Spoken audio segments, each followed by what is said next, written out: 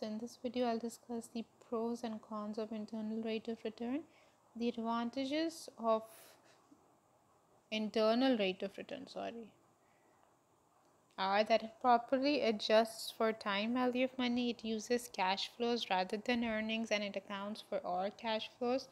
Project IRR is a number with intuitive appeal. So it's people get attracted to percentages. So if you tell them that okay, you will get a profit of 10,000, that is something different from them. And if you tell them you'll get a return of 30%, so that is more attractive for them. And the disadvantages again of IRR, sorry about this, is that the economies of scales are ignored. The IRR method ignores the actual dollar value of benefits. There are complex calculations, and a mix of positive and negative future cash flows generates multiple IRRs. Now, there is a conflict between NPV and IRR. If the projects are mutually exclusive, the decision criteria based on NPV and IRR may be different. So both of them might give you a different answer about which project should be accepted. One of the reason is due to the size of the project. So for example, there is one project A and project B. The initial investment over here is 10 million, whereas over here it is 1 million. The cash flow in year 1 over here is 10 million and 10 million, and the other over here is 2 million and 1 million. So basically project A is a big project that requires a huge initial investment but will give you a good cash outflows as well. And the project B is a smaller project, so it will give you lesser cash flows. So if you look at the NPV criteria, according to the NPV criteria, if you use the discount rate of 10%, the answer is coming 7.4 over here and 1.6. So you will accept project A in this case. But if you calculate the internal rate of returns, the project A is giving you an internal rate of return of 61.8, whereas this is giving 141. So in this case, project B will be accepted. So for internal rate of return is giving you a different answer than your NPV criteria. So what to do in these kind of situations? You should base your conclusion on the NPV method. So based on NPV, one would conclude that project A is better. Okay, so NPV is the best criteria because of some assumptions that NPV has that are more sound than the assumptions of internal rate of return, which we will discuss later on. But IRR offers a contradictory view, so the conflict arose due to the size of the project. Then another conflict might arise due to unconventional cash flows. So what are unconventional cash flows? Okay, so over here we have another example. So the initial investment is 10 million over here, and the cash flow of year 1 is 15 million, and the cash flow of year 2 is 10 million. This is your conventional cash flow. So you have a cash flow every year, a positive cash flow every year. Whereas if you look at the project B, there is no cash flow during year 1. So one of the cash flows in one of the years, there is no cash flow. Similarly, if there would have been a negative cash flow somewhere, that would also have an conventional cash flow. So if there would have been a negative cash flow, let's say at year 2, then that is considered to be unconventional. So it means you have to invest something once again in the project. Now if you look at the NPV criteria, based on that, the NPV of project A is coming 11.9, whereas it is coming 14.8. So it will accept project B. And based on internal rate of return, you have 100% NPV over here and a 73.2% NPV over here. So over here, this one is recommended to accept project A. So despite both having the same initial investment, NPV is higher for project B while internal rate of return is higher for project B. This is because in case of project A, more cash flows are in year 1, resulting in longer reinvestment periods at higher reinvestment assumption and hence higher internal rate of return. So the reason for this is that over here you have a 0 million cash flow and over here you have a 15 million cash flow. So the difference is very big. ये जो 15 million की cash flow year 1 में ही आ जाएगी, it is assumed कि वो internal rate of return पे ही दोबारा री इन्वेस्ट हो जाएगा. सो आपके पास 15 मिलियन आ गया, आप उस प्रोजेक्ट को क्या करोगे, आप उस पैसे का क्या करोगे, आप उसे री इन्वेस्ट कर दोगे at the internal rate of return. Whereas यहाँ पे तो ज़ीरो कैश फ्लो है, so over here there will be no reinvestment at year 1. That's why this is giving you a lower answer and this is giving you a higher answer. Sorry. However, reinvestment assumption does not affect NPV, as NPV assumes that cash flows generated from the projects are invested at the cost of capital. So NPV क्या assume करता है, जो cash flow है, it is being reinvested at the cost of capital, whereas internal rate of return assumes that it is being reinvested at the internal rate of return. So project का जो return का rate है वो उसी पे दोबारा reinvest हो रहा है. Now this assumption is not very likely to hold true. It is very difficult to reinvest at the internal rate of return. Actually the assumption of NPV के पैसा cost of capital में ही reinvest हो रहा है is more likely to be practical and it is more conservative.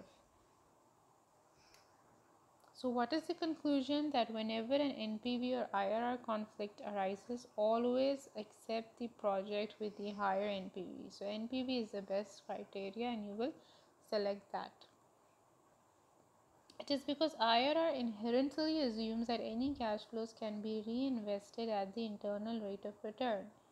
This assumption is problematic because there is no guarantee that equally profitable opportunities will be available as soon as the cash flows occur. ठीक है, तो जो वही वाली बात है, जो अगर फर्स्ट ईयर में यहाँ पे जैसे कि आपके पास 15 मिलियन आ रहे हैं, सो 15 मिलियन कोई बिजनेस अपने पास रख के थोड़ी बैठा रहेगा, they are going to reinvested and this formula is assuming कि वो री इन्वेस्ट होगा दोबारा से इंटरनल रेट ऑफ रिटर्न पे ही, यानी कि वो दोबारा से वही इंटरेस्ट कमा के देगा.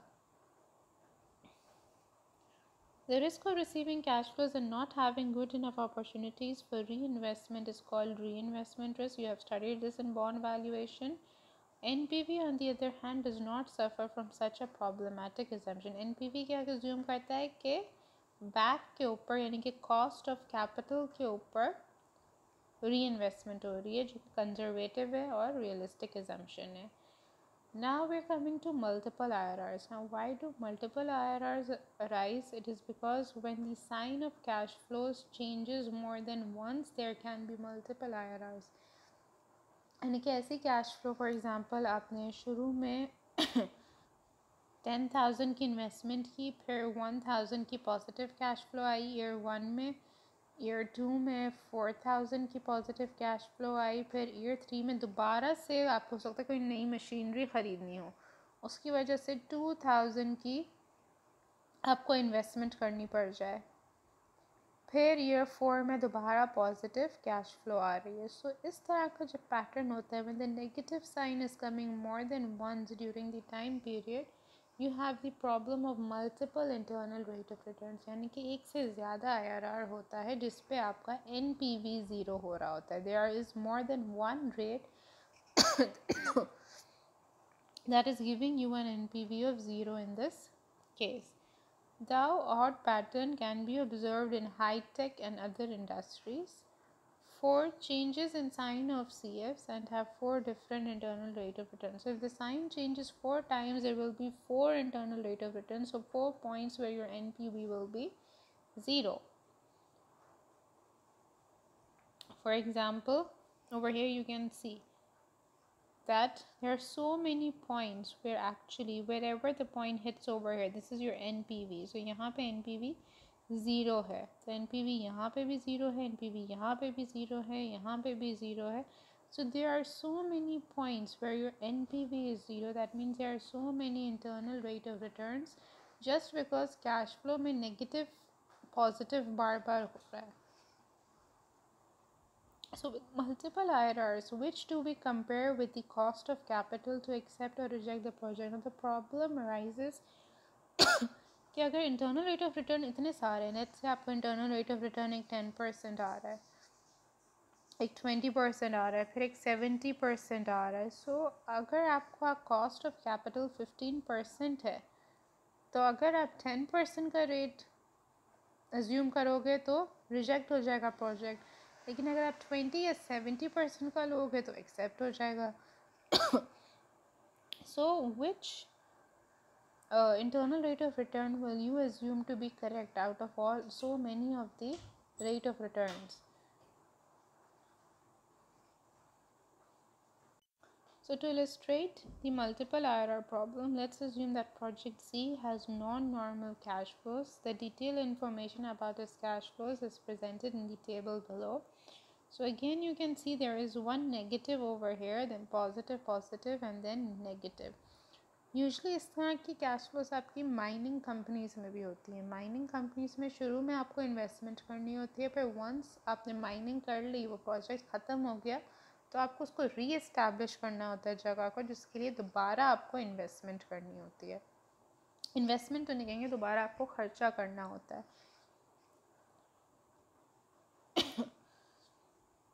So to find the IRR, we have to solve the following equation. So basically इसमें आपका internal rate of return calculate हो रहा है. So internal rate of return दो जगहों पे आ रहा है. 5.069 पे भी NPV ज़ीरो हो रहा है और 82.4 to 54% पे भी आपका NPV ज़ीरो हो रहा है. So डिलेमा ये है कि which one is better, आप कौन सा रेट इसमें से assume करोगे. So basically the NPV is being get zero यहाँ पे भी हो रहा है, ये वाला रेट होगा आपका 5.0699. So NPV एक बार यहाँ पे भी ज़ीरो हो रहा है और एक बार 82% पे भी ज़ीरो हो रहा है. Now if the cost of capital will be less than 5.06 or more than 82, the net present value will be negative and it should be rejected. The cost of capital is in the range of 5, a positive NPV, and project C should be accepted.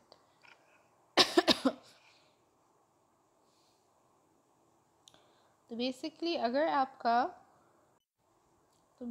अगर आपके इस range में है cost of capital, between this range, यहाँ से लेके यहाँ तक आपका कोई कॉस्ट ऑफ कैपिटल है, तो आपका NPV वहाँ पे पॉजिटिव होगा and you can accept the project. But if your cost of capital is greater than this, यानी कि यहाँ पे है या यहाँ पे है, इस रीजन में है, तो आपका NPV नेगेटिव होगा and in that case you will reject the project. Now there are two basic ways to solve this multiple internal rate of return problem. The NPV method should be used. ठीक है, so आप NPV criteria को ही priority दे दो. An alternative way is to calculate the modified internal rate of return. This is the formula for this, but this is beyond the scope of this course, so we will not discuss this. So we're stopping at internal rate of return, and we have just discussed that multiple internal rate of returns is a problem associated with it, and because of that problem we think that NPV is a better measure.